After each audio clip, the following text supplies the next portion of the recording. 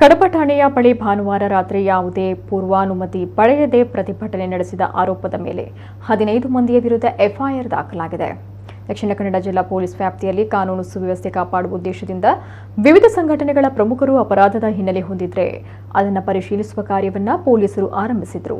ಶನಿವಾರ ಹಾಗೂ ಭಾನುವಾರ ಕೆಲವು ಸ್ಥಳೀಯ ವ್ಯಕ್ತಿಗಳ ಮನೆಗೆ ಪೊಲೀಸರು ಭೇಟಿ ನೀಡಿ ವಿವರ ಕಲೆ ಹಾಕಿದ್ರು. ಇದನ್ನು ಆಕ್ಷೇಪಿಸಿ ಸಂಘಟನೆಗಳ ಪ್ರಮುಖರನ್ನ ಒಳಗೊಂಡ ಸ್ಥಳೀಯರ ಗುಂಪೊಂದು ಭಾನುವಾರ ರಾತ್ರಿ ಕಡಬ ಠಾಣೆಗೆ ತೆರಳಿ, ನೀವು ನಮ್ಮನ್ನ ಹುಡುಕಿಕೊಂಡು ಮನೆಗೆ ಬರೋದು ಬೇಡ, ಏನು ವಿವರ ಬೇಕು ಇಲ್ಲೇ ಪಡೆದುಕೊಳ್ಳಿ ಅಂತ ಪ್ರತಿಭಟನೆಯನ್ನು ನಡೆಸಿತ್ತು. ಆದರೆ ಯಾವುದೇ ಪೂರ್ವಾನುಮತಿ ಪಡೆಯದೆ ಠಾಣೆಯ ಬಳಿ ಪ್ರತಿಭಟನೆ ನಡೆಸಿದ ಆರೋಪದ ಮೇಲೆ ಕಡಪ ಠಾಣಾ ವ್ಯಾಪ್ತಿಯ ನಿವಾಸಿಗಳಾದ ಪ್ರಮೋದ್ ರಾಯ್ ನಂದುಗುರಿ, ತಿಲಕ್ ನಂದುಗುರಿ, ಮೋಹನ ಕೆರೆಕೋಡಿ, ಚಂದ್ರಶೇಖರ ನೂಜಿಬಾಳ್ತಿಲ, ಮಹೇಶ್ ಕುಟ್ರುಪಾಡಿ, ಡಿಕಯ್ಯ ನೂಜಿಬಾಳ್ತಿಲ, ಸುಜಿತ್ ಕುಟ್ರುಪಾಡಿ, ಶರತ್ ನಂದುಗುರಿ, ಶ್ರೇಯತ್ ನಂದುಗುರಿ, ಉಮೇಶ್ ನೂಜಿಬಾಳ್ತಿಲ, ರಾಧಾಕೃಷ್ಣ, ಜಯಂತ್ ಮತ್ತು 3 ವಿರುದ್ಧ ಭಾರತೀಯ ನ್ಯಾಯ ಸಂಹಿತೆಯ ಸೆಕ್ಷನ್ 189/2 ಹಾಗೂ ಸೆಕ್ಷನ್ 190 ಇದರ ಅಡಿ ಪ್ರಕರಣ ದಾಖಲಾಗಿದೆ ಅಂತ ಪೊಲೀಸರು ತಿಳಿಸಿದ್ದಾರೆ.